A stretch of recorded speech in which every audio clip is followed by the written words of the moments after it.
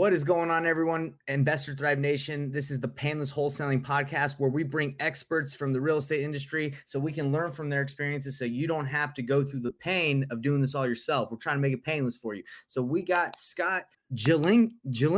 Jelinek, you got it.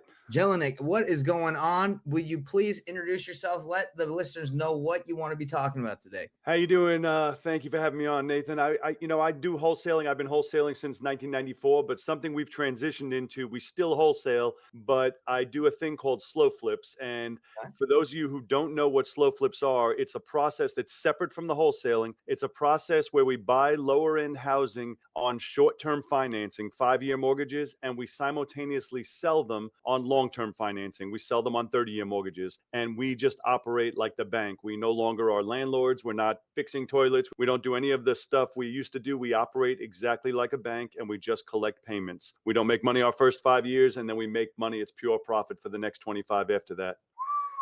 Where are you getting these five-year loans? So private lenders. So 100% through private lenders. So, I know we're limited on time, so I'm not going to go through my whole story, but I can give you the short version. I got crushed during the bust. I started buying, in 1994, and I did everything everyone taught through the Burr method, refining and pulling stuff out and putting all the money back in. And in 2007, I got crushed. Then prices started coming down shortly after the bust as we're recovering, but now I also had no credit and no money left. And so I had to figure it out. And what I figured out was the prices have come down, but yet I couldn't use a bank. I was dead to banks, and banks want a loan for 30 years. So these houses got cheap enough where I was like, if I can borrow private money, I can get them done in 5 years. And instead of the chaos I went through previous to the bust, where I'm all leveraged and every month making payments, now we only make payments for 5 years, and then we own them free and clear. I currently have 178 of them, and 79 of them are already free and clear, but they'll all be free and clear within the 5 years, the next upcoming 5 years. That's amazing. So how are you getting, if you're selling them to like end buyers, right? Like people are going to live in them? So the bulk of our business is actually to investors. Ironically, they're to investors who do exactly what I used to do prior to the bust. Most of the, prior to the bust, I would buy anything I could that somebody would finance me, and I can make a spread on $200-$300 a month. And so now I almost sell to my exact avatar of who I was prior to the bust, which is the bulk of investors out there who are just buying anything they can with financing. And so we'll finance them with $3,000 down or $5,000 down. They'll pay us a monthly, and then they fix it up and they rent it out, and then they make the spread. So mostly it's investors. We do sell to some homeowners. Where are you getting the private money to do to pay everything off within 5 years? I'm a little confused about that. So we raise from private individuals, and and I teach a lot about raising money. And it's funny because some people have this concept in their head of private money, that it's a private lending company, and there are companies. There's even one called privatelender.com or something. And my opinion of a private lender is not a person who's in the business of lending. It is a person who just has money in their account, and you cultivated them to be a lender, and they are private to you. They are only lending to you. They're not in the lending business. To me, those people are lenders. They're not private lenders. When I'm cultivating a lender, they're private. Nobody knows them except me. And so that's it. We go through a whole series. I actually train on this, and I'm sure you do it as well, on cultivating lenders and raising them. Their money is out there. I mean, everybody, that's one of the big stumbling blocks people have, is they have this belief in their head that,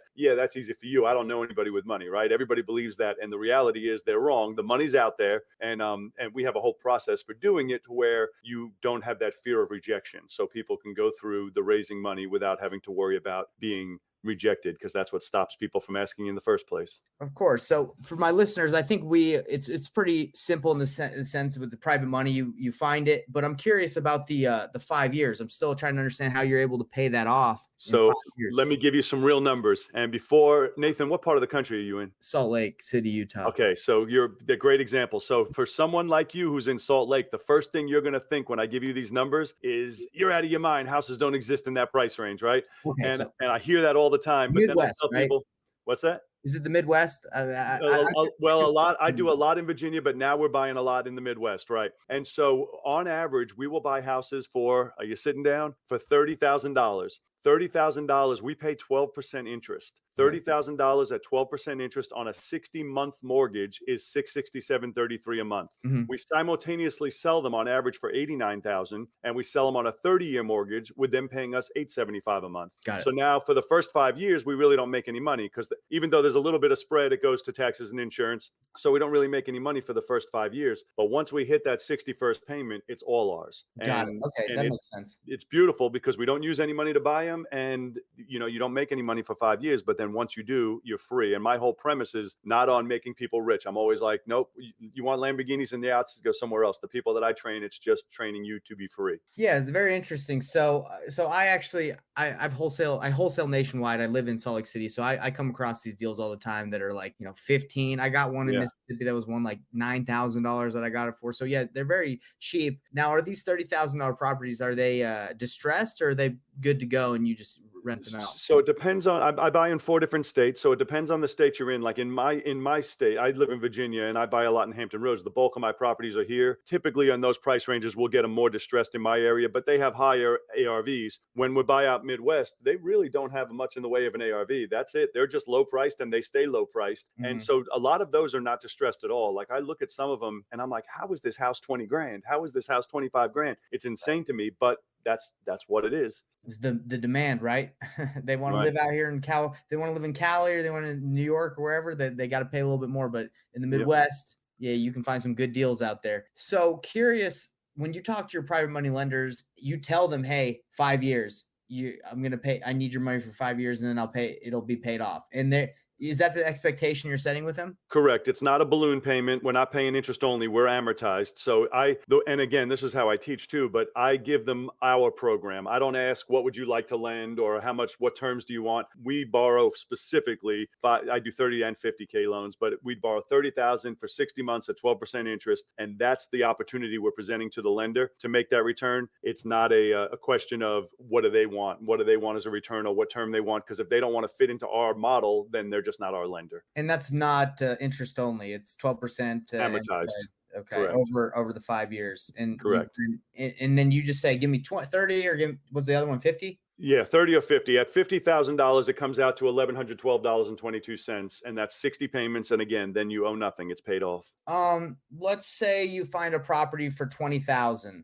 Your lender, do you still ask for 30 from them, or are you willing to just ask for whatever you need? Well, we have one lender that just lends to my people in my program, and that one does the amount they need. But barring that, our private lenders, we always borrow 30 or 50. The reason we do that is because of confusion. If I changed it to the amount each time, it would cause a problem, because sometimes you get a smoking unbelievable deal, right? And it's 20 grand. And then if your next deal was just your normal average deal and it was 30, they're going to be like, whoa, I don't want to loan 30 on that. I only loan 20 on that one. And so then they'll start comparing the deals. And so to get away from that, we borrow the exact same on every house. Now, if I buy a house for 35, I'll bring the $5 grand to closing. And if I buy it for 25, you'll get 5 back. So I always borrow, all of my payments are exactly the same. They're either 667.33 or 1112.22. I borrow the exact same for every single one for a 5-year loan. So when you say if it was 25, you'll give 5 back. What do you mean? It would be a loan for 30, but I wouldn't give it back. I'd get it back. So if I buy a house for 25 and the loan is for 30, then I actually get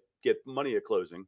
So that 5, what do you do with that, since you're paying, it's not into the house and you're paying interest on that 5? So the way I teach my people is to keep all the money in the account until it's paid off. And even overages from the payment that comes in, and your payments, they might be $100, $200 a month positive. People hate when I say this, and I don't know what your methods are with your holds, but I tell people you don't deserve to make $1 off your properties until they're free and clear. And I know the world hates free and clear, right? Everybody's like, oh, it's dead money, and burr and use leverage, and all that's great, and it works until it doesn't. And anybody who started in 2009 or later has only seen this. And so everybody, I talk to hundreds of people, and everybody has this finite vision of the way the world is, and they're right. And it has been that way for a lot of, I talk about the bus like it was 3 weeks ago, and a friend of mine just recently is like, Scott, that was 15 years, right? And I'm like, oh, I feel like it was just yesterday, because it was a rough time. But people that got in the last 15 years, you've only seen one way, and it might stay that way for another 15, 20 years, in which case they're right. The people who are using the leverage did good, and they're right.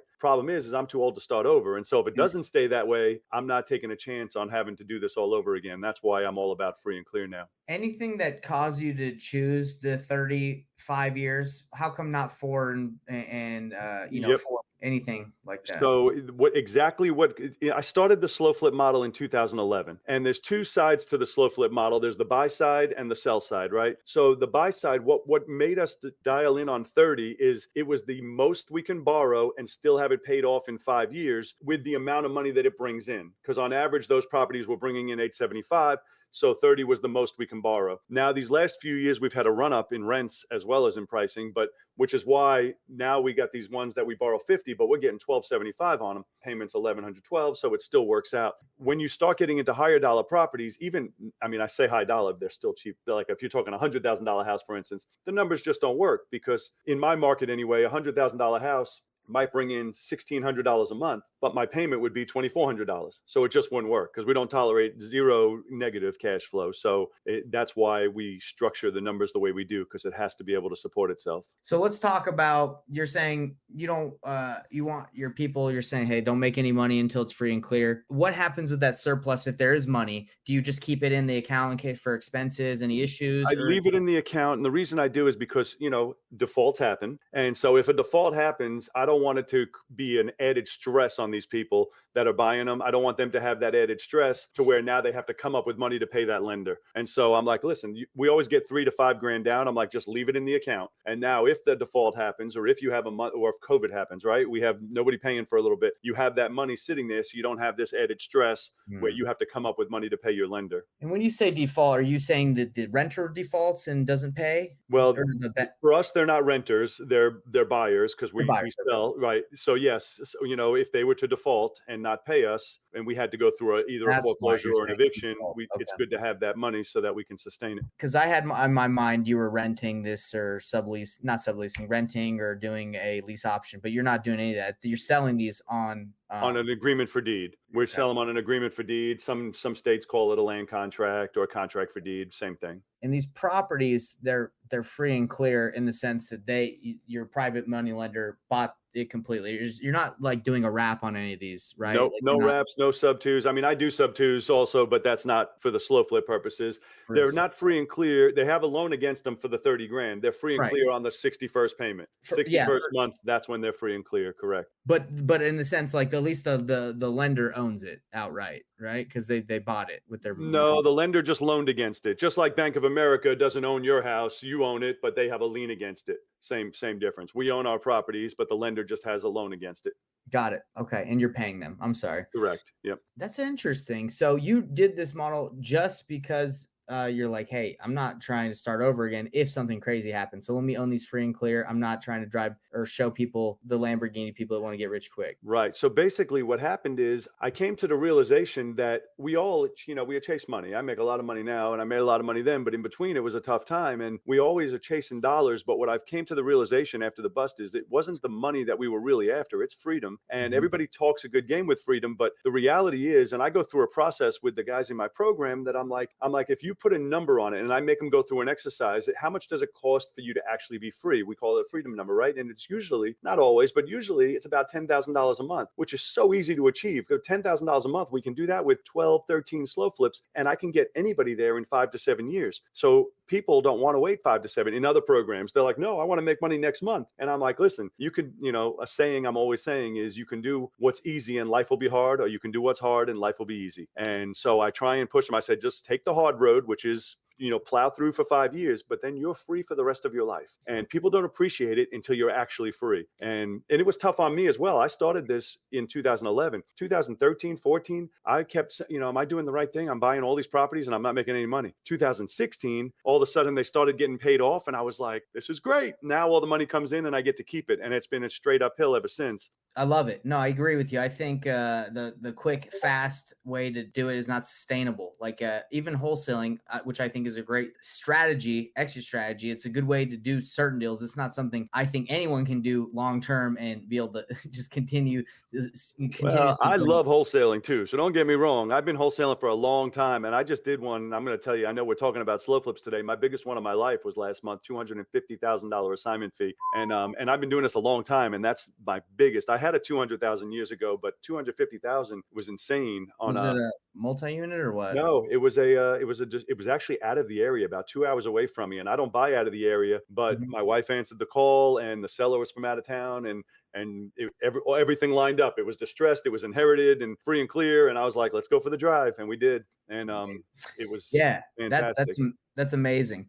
Well, so how can my listeners, if they're like, look, I like wholesaling, but I kind of want to try the slow flip thing, how can they reach out to you to learn more? So I'm going to tell you in a second, but let me tell you, if you like wholesaling, I'm a fan of doing both. Even I do both, and the reason is you're wholesaling, you make money today, and you make money. And I'm big on the slow flips. Like, well, you don't make money for 5 years. Well, you're not going to sit around and not eat for 5 years, right? So Yeah. that's why I say you do both. You wholesale, and that's how you make your living now, and you probably still wholesale forever because wholesaling's fun. And but slow flips is what sets you free, so you don't have to anymore. So the easiest way to get a hold of me, actually, I wrote a book that just came out called The Art of the Slow Flip. And I think I was telling you earlier, I'm going to give a free copy to your listeners. So all they got to do is just go to slowflip.com, Wow. slowflip.com, and fill it out. I have 250 copies printed, and just pay the shipping. I think it's $7.95 or something. And Amazing. I'm going to send it right on out to you. And it goes, I held nothing back in there. So I went through detail, step by step, from start to finish. How long did it take you to write your book? That's actually my second book, and it takes a while. My first book, I'm embarrassed to say, but it took me about 5 years because, Wow.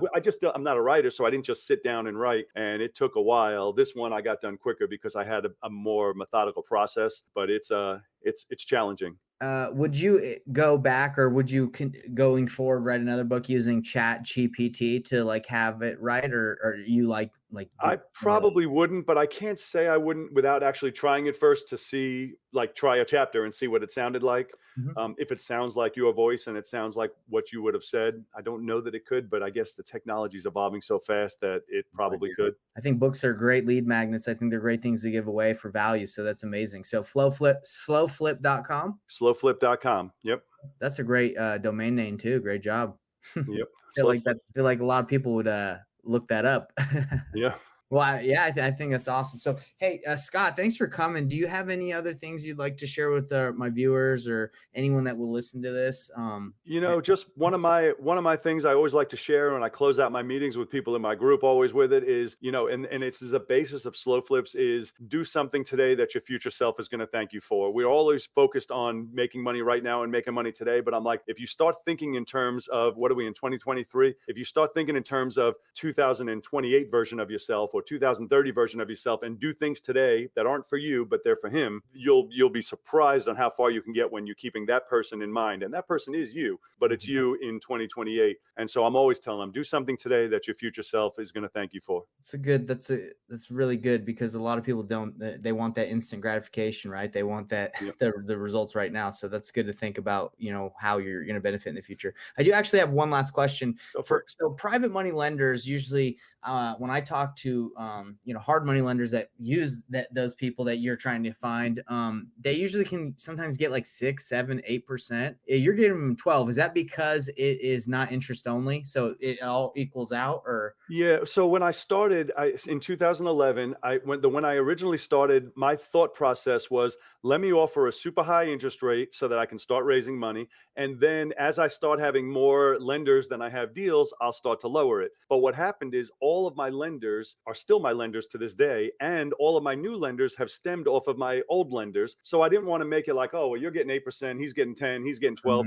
So I just left it alone. And the way I looked at it is, I'm not paying it anyway. My buyers are paying it off in 5 years, and it's covered in the whole thing. So I'm one of those win-win-win people. So I'm like, my lenders are happy, my buyers are happy, I'm happy. Let everybody make money. And so I never want to try and chew them down just to save a buck. Okay, that makes sense. Now, one last thing, because this thought just came up. If you sell it on to a seller and you're selling it on technically on a land, right? Land contract. Yep. Are you trying to get as much down as possible, We or typically get $3,000 to $5,000 down, depending on the condition. If it's in good condition, I'll usually go for 5. If it's a handyman special needs work, we'll go for 3. So it's generally $3,000 to $5,000 down. because the more you get down, the faster it gets paid off, correct? Not for them. It's still a 30-year mortgage, so they're paying on a 30-year mortgage. I have a vision, and I know we're out of time, so I got to go. But you got to go. But I have a vision in my head that I always tell people. I say, you go to any city in the country, right, and you look at the tall buildings, and they got the bank names on the side, and that's because we, as regular conventional landlords or homeowners, we're running around and do all the work. We do the paint, carpet, put out the signs, rent them out,